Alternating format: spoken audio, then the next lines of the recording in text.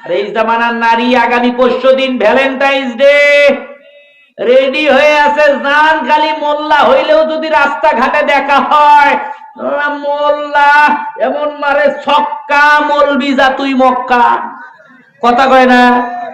মলবিটা বাংলাদেশে কে? এদের কথা ভালো মানুষ বাংলাদেশে কেন থাকবে? এমন নারী আছে না নাই? এটা জোরে কয় না? আছে না নাই? আগে শাড়ি পরলেও পর্দা হইতো, এখন বোরখা পরলেও হয় না। কারণ এটা বোরখা না, এখন এটা পরে বরখা। বরখা কি পরে? দোকানের 3 সাইড ঢাকিয়া, সামনে ঝাপ খুলিয়া, সারা রাত বাসায় ঘুমাইলে সকালবেলা দোকানের মাল থাকবে। একটা চোরও নাই এলাকার, সব আল্লাহর ফেরেশতা। ওয়াজ করলাম কাক, একটু জোরে কন। মাল থাকবে? হয় নাই? আরো জোরে থাকবে। ওই নারীরা সব সাইড ঢাকিয়া, সামনের ঝাপ খুলিয়া, আর টিসিবির আটা ময়দা সব যদি মাখিয়া, পর্দা থাকবে না? জোরে কোন পর্দা থাকবে? আমি বলি আমাদের এলাকায় ছাগল আছে, আপনাদের এলাকায় আছে না নাই? ছাগলের লেজ কয় হাত? 4 আঙ্গুল, ঠিক কিনা? কুকুর আছে না নাই? কুকুরের লেজ 1 হাত। কুকুর যত বড় হয় আন্দাজ অনুযায়ী লেজটাও 4 আঙ্গুল ছাগলের লেজ। তারপরেও ছাগল যখন রাস্তা দিয়ে যায়, 4 আঙ্গুল লেজ দিয়ে লজ্জায় স্থান ঢেকে ঢুকে যায়। 1 হাত কুত্তার লেজের পরেও কুকুর যখন রাস্তা দিয়ে যায়, লেজটা উপরে উঠাইয়া সবকিছু দেখাইয়া টাটা দেয় আর যায়।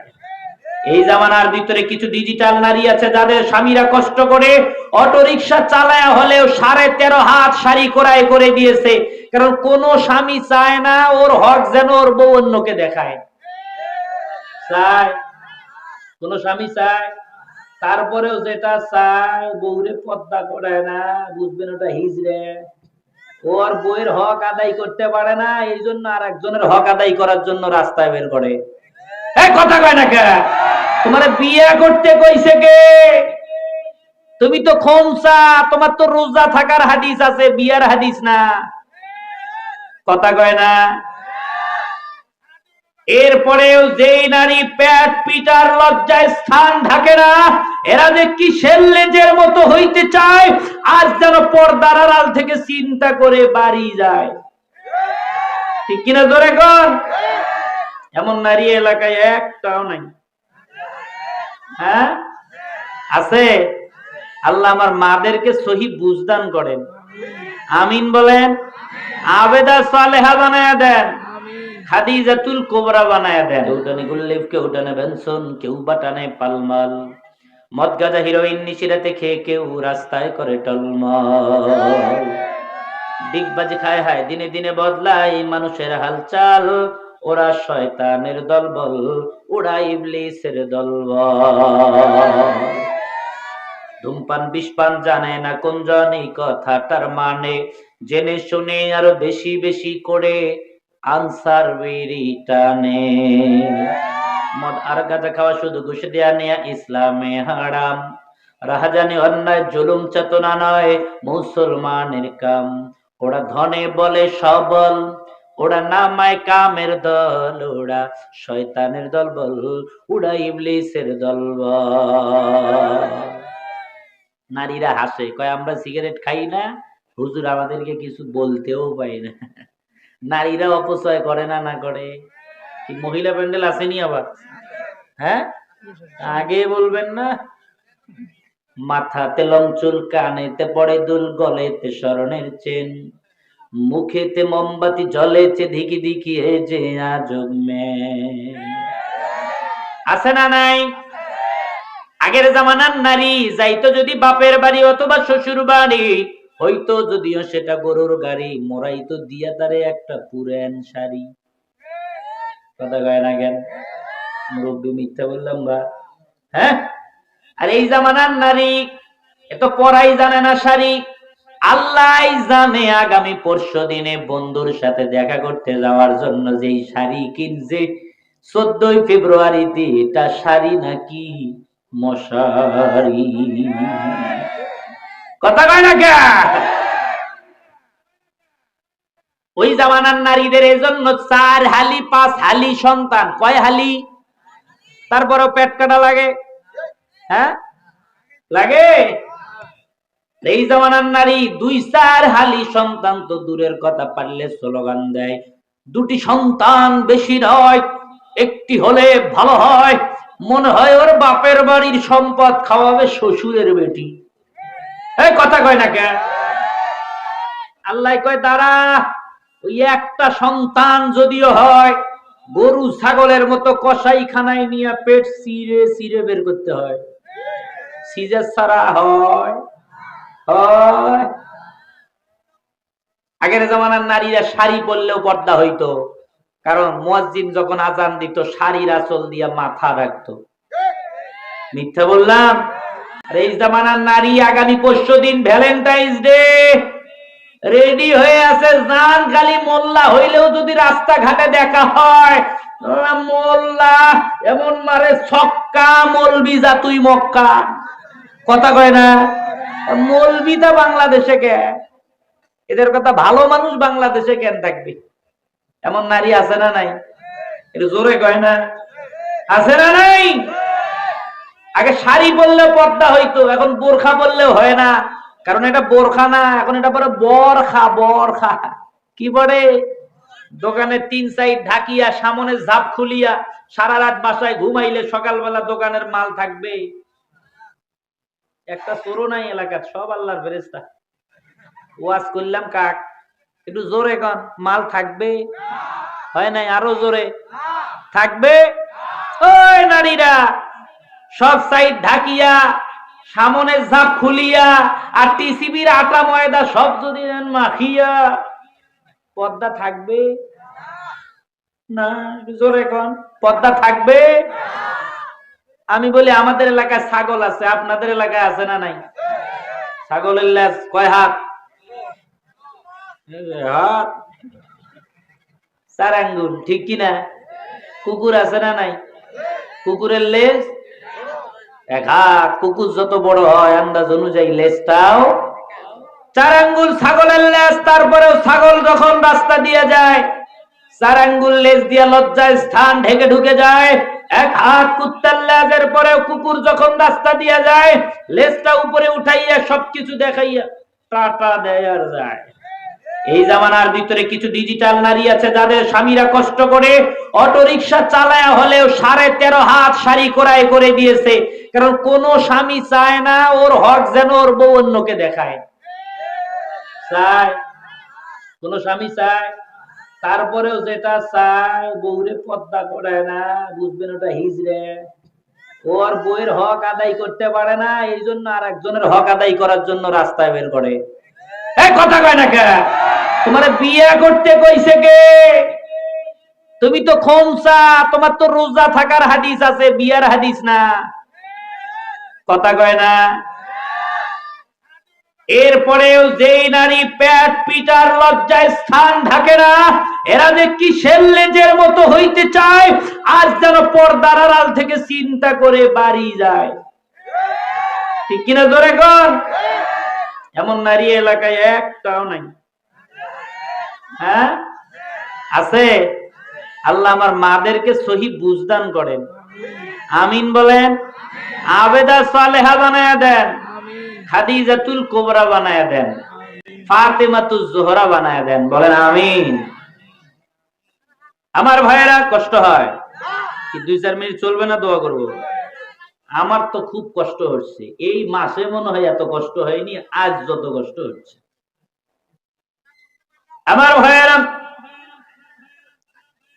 বৃদ্ধ বলে উমর, নিজের কল্লা উড়ানোর আগে, আমার কল্লা উড়ানোর আগে তুমি তোমার বাড়ির খবর নাও। বলতেছিলাম এমন মানুষ আছে না নাই, নিজের দোষ দেখে না, অন্যের পিছনে ঘোরে। জোরে বলেন। এক আল্লাহর ওলি, তার একজন গীবত করেছিল, গীবত। আল্লাহর ওলি তার বাড়িতে 1 হাঁড়ি মিষ্টি নিয়ে চলে গেছে। যার বাড়িতে মিষ্টি নিয়ে গেছে কয়, কিরে সারাদিন তোর গীবত করি আর তুই আমার জন্য মিষ্টি আনলি, ব্যাপারটা কি? তুই না আমার জন্য মিষ্টি কেন? লাঠির বাড়ি আনার কথা, তো মিষ্টি কেন আমার বাড়ি? বলে বোকা, তুই তো আমার বড় আপনজন। কেন? কয় কেউ যদি কারো গীবত করে, যে অন্যের গীবত করে, তো গীবতকারীর আমল নামায় তার জীবনের গুনাহ আল্লাহ অটো বুলুটুতা শেয়ারিট করে জমা করে।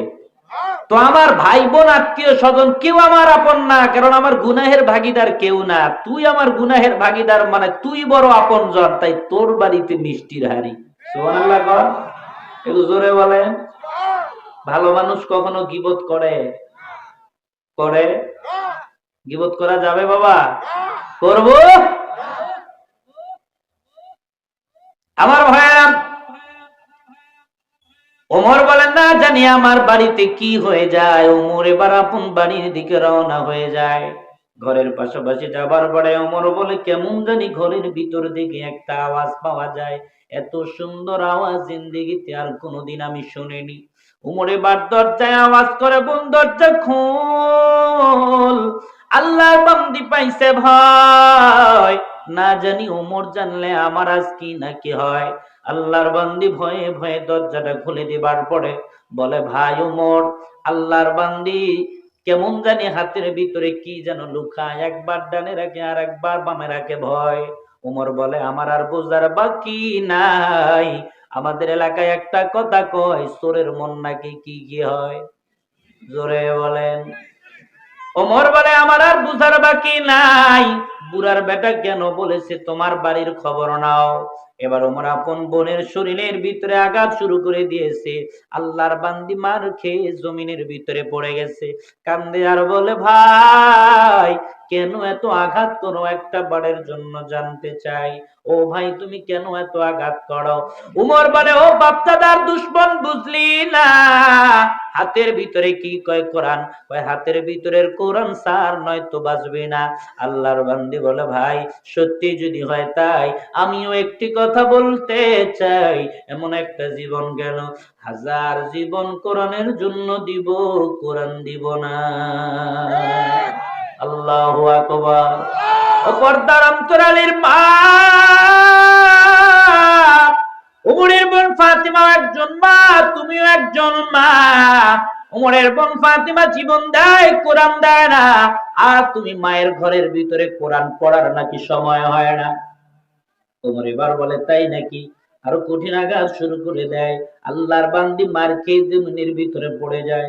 আল্লাহর বান্দির শরীর থেকে তাজা রক্ত যখন উমরের শরীরের ভিতরে লেগে যায়, উমর বলে, হায় হায়, এমন কি আছে কোরআনে তার জন্য জীবন দেয় কিন্তু কোরআন দেয় না? ও বোন, একটা বারের জন্য ওই কোরআন তেলাওয়াত করো না। আল্লাহর বান্দি তখন তেলাওয়াত শুরু কইরা দেয়। তখন কোরআনুল কারীমের যতটুকু সফহা নাজিল হয় সুন্দর করে তেলাওয়াত করে। তো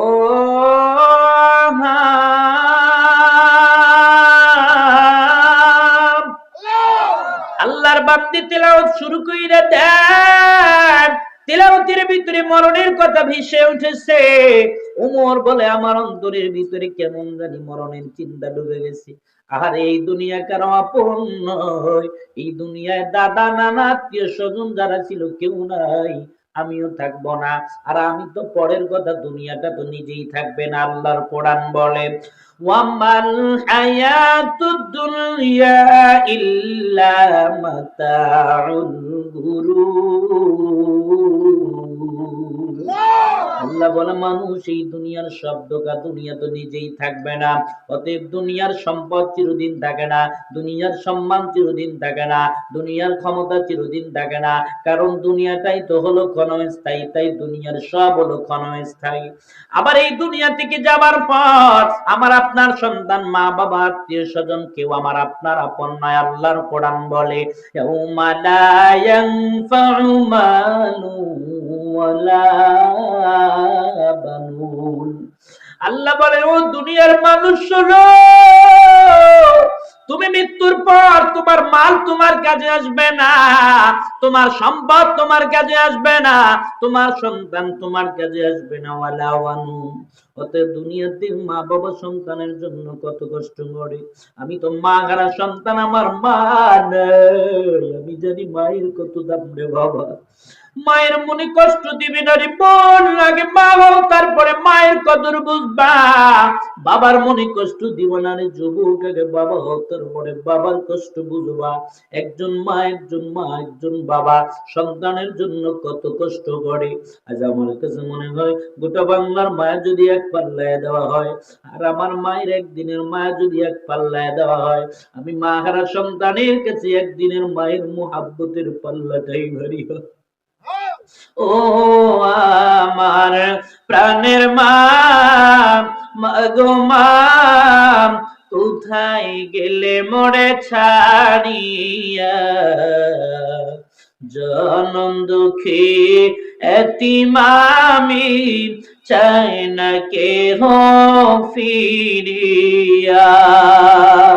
ও আমার প্রাণের মা, মাগো মা, কোথায় গেলে মোরে ছাড়িয়া, জনম দুঃখী এতিম আমি, চাই না কেহ ফিরিয়া। জীবনের মূল কষ্ট মায়ের প্রসব বেদনায়,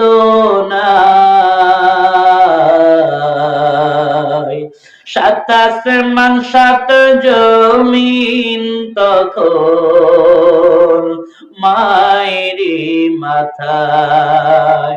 এমন মাকে কেমনে আজি, এমন মাকে কেমনে আজি যাব আমি ভুলিয়া। ও আমার প্রাণের মা, মাগো মা, কোথায় গেলে মোরে ছাড়িয়া, জনম দুঃখী এতিম আমি, চাই না কেহ ফিরিয়া। আমার ভাইয়েরা বলতেছিলাম, সন্তানেরা মায়ের কাজে আসবে না, বাবার কাজে আসবে না। ও দুনিয়ার ভাই, ও দুনিয়ার বোন, তোমার আমার ভাই, তোমার আমার বোন, তোমার আমার কোনো কাজে আসবে না। আল্লাহর কোরআন বলে ইয়াউমা ইয়াফিরুল মারউ মিন আখি, কেউ তোমার কাজে আসবে না। শুধু তাই নয়, আল্লাহ বলে মানুষ তুমি কি বুঝো না, শাহিদা আলাইহিম সামউহুম ওয়া আবসারুহুম,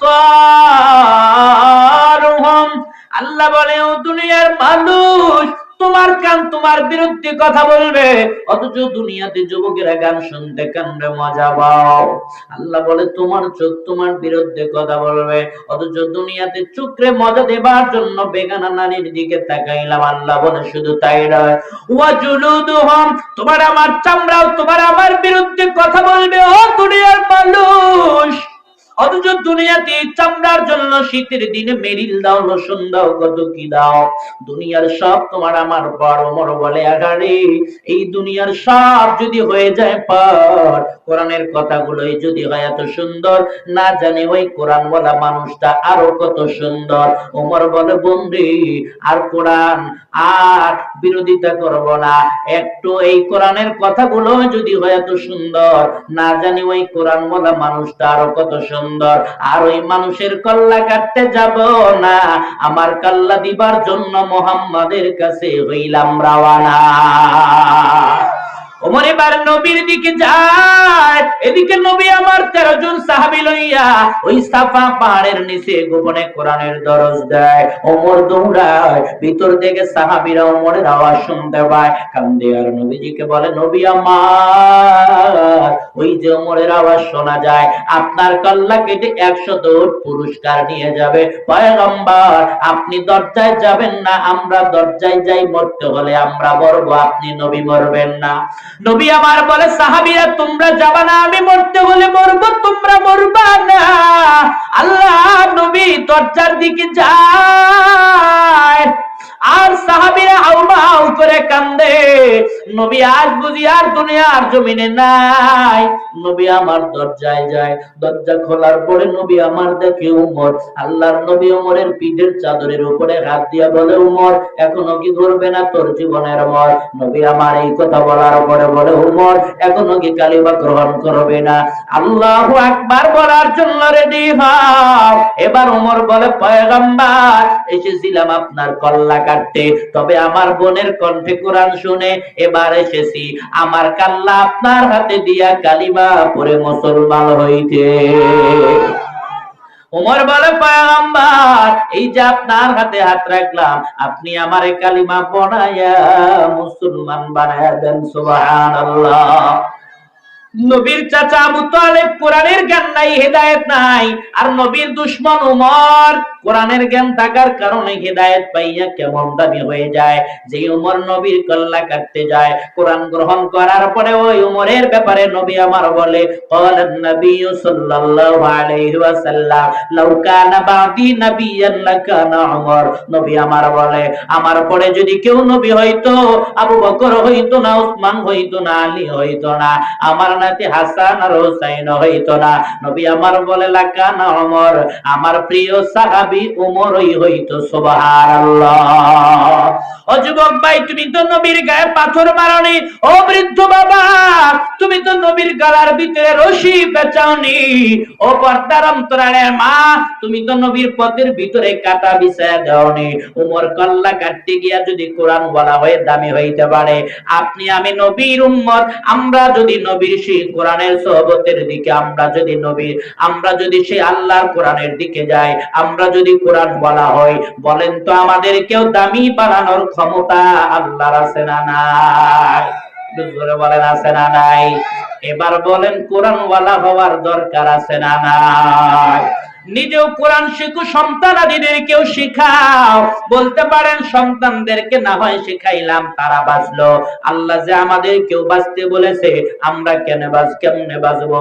ও আমার বাবার, আর 2-4 মিনিট শোনো, 2 মিনিটের ভিতরে শেষ করে দিব। আমরা কেমনে বাঁচবো? আল্লাহ কারোর উপরে জুলুম করে না। আল্লাহর কোরআন বলে, লা ইউকাল্লিফুল্লাহ নাফসান ইল্লা উসাহা। এ পৃথিবীর মানুষ শোনো, আল্লাহ কোন নফসের উপরে জুলুম করে না। তাই আল্লাহ বলে, বৃদ্ধ বাবা ও বৃদ্ধা মা, কিছুই পারো না, এতটুকু কি পারো না? আল্লাহ বলে, ফাকরাউ মা তায়াসসারা মিনাল কোরআন, কোরআনের যেখান থেকে সহজ হয় সেখান থেকেই পড়ো। সুবহানাল্লাহ। যেখান থেকে সহজ হয় সেখান থেকেই পড়ো। নবী আমার বলে, কেউ যদি সূরা ইখলাসটাও পারে, এটাও যদি 3 বার তেলাওয়াত করে, তো আল্লাহ আমলনামায় 1 খতম কোরআন তেলাওয়াতের সওয়াব দান করে। জোরে বলেন সুবহানাল্লাহ। হাত উঠান। আজকের আলোচনার আমল একটা, প্রতিদিন ইখলাস হলেও 3 বার পড়ব, তারপরে ঘুমাবো ইনশাআল্লাহ। কয়টা আমল বাবা?